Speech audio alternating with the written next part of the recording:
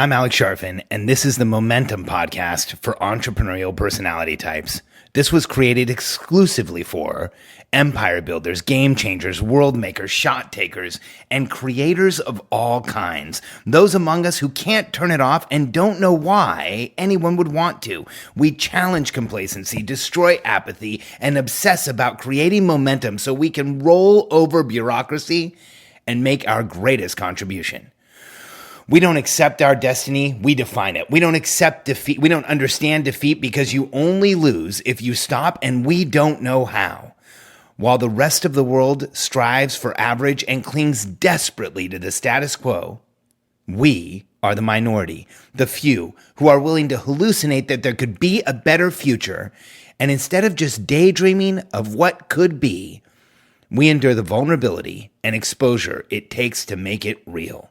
We are the evolutionary hunters, clearly the most important people in the world, because entrepreneurs are the only consistent source of positive human evolution, and we always will be.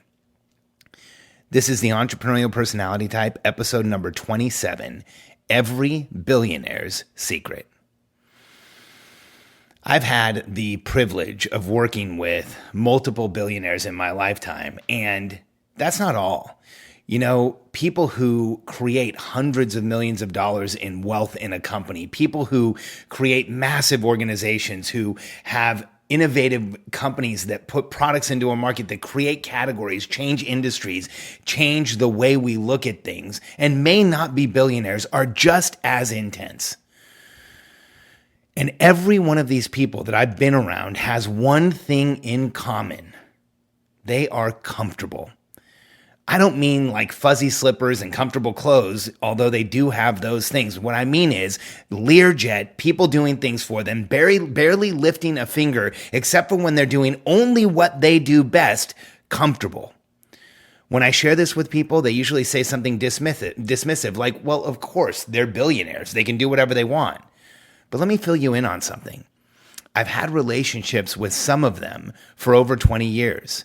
And they didn't start out that way. They weren't always billionaires. They didn't always have this level of protection and support in their life. They didn't have this level of comfort in their life, but they started creating the comfort, the focus, the ability to do what they wanted far earlier than most entrepreneurs ever think about lowering personal pressure and noise in their own life. And long before they were billionaires or worth $100 million or more.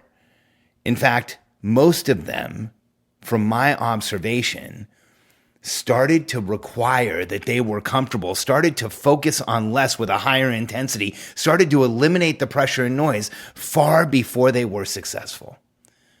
I want to share a story with you about a friend of mine who left an indelible impression on me.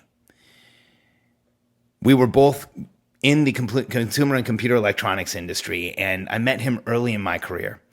And as I was building my consultancy, I lived in Florida. I lived alone. I didn't have a direct assistant. In fact, I had a remote assistant, remote offices. I was building a huge organization, but I didn't get a lot of help myself. And I would go visit my friend. I remember one of the first visits that I went to. He had a personal assistant. While I was at his home, he had food delivered that had been cooked for him during the week. And he even had his laundry delivered, and it was delivered in plastic bags, and his shirts were in boxes. And I asked him, did you have new clothes delivered? He said, no, this is how my laundry gets here. And I remember thinking that between the assistant and the food and the clothes, how crazy it was to spend that much money. And I went back to Florida, did my own laundry, cooked my own food, and continued to struggle to grow my business. I remember going to see him just a couple of years later. This time it was totally different. He had two assistants. There was a whole group of people that kind of hovered around him. As we were talking, 2 or 3 times, someone came in and got him to sign something or approve something. And there was this energy around him of people who were clearly contributing to helping him grow his business, grow his life, and grow his contribution. You know, in my way of thinking, even then, I was still looking at it and thinking how excessive, how much money can you possibly spend? Like, why would you possibly need all of that? And after we were done, I politely went back to my home in Florida, continued to struggle to grow my business, did everything for myself, and didn't really understand what I was seeing. It wasn't until the next time that I went and saw him. Things had changed dramatically. I remember going to see him, and the offices he was in now were beautiful. There was people all around him. His company had grown to well into 8 figures. He was doing incredibly well, and things were exploding for him. There was advisors, there was people around him, and I remember he barely did anything the entire time I was there. But through my observation, it finally dawned on me how much was getting done the entire time I was there. Only he didn't have to do it. It was a lesson to me. I went back to Florida, back to my office.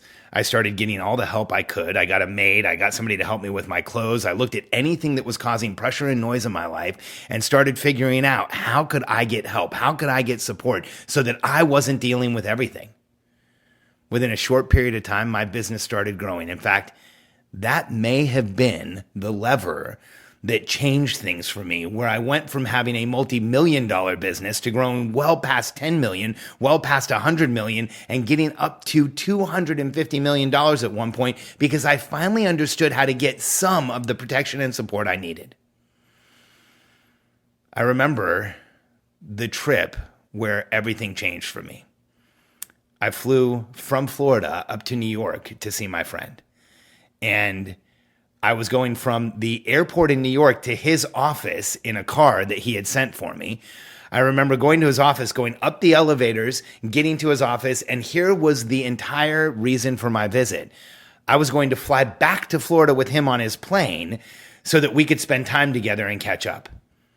So I remember getting to his office, and from his office to the roof where we got on a helicopter, from the helicopter to the airport where we got on his plane, from the plane to the airport in Florida where we got off, at least 30 or 40 people were involved, pilots and drivers and assistants and people helping him do just about everything. He didn't do so much as open a door. Like I said before, I'm a bit of a slow learner.